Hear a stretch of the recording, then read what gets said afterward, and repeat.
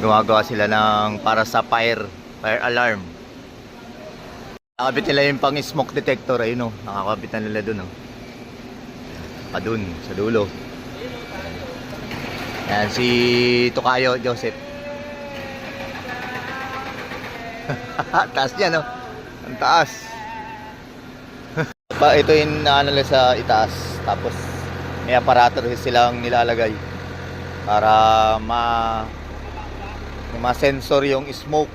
Tapos may aparato rin na pang-alarm na biglang tutunog pagka na-detect nito yung smoke. May nilalagay dito sa aparato.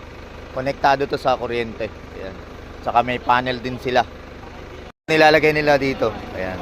Natalpak nila yan dyan. Ano smoke detector. Ayan. Para sa mag-a-alarm yung yung magbabaser siya. Para magising yung mga tao na sa paligid. Ayan. Smoke detector. Ayan. Kung gusto magpakaba, kontakin nyo lang sila. Comment down below.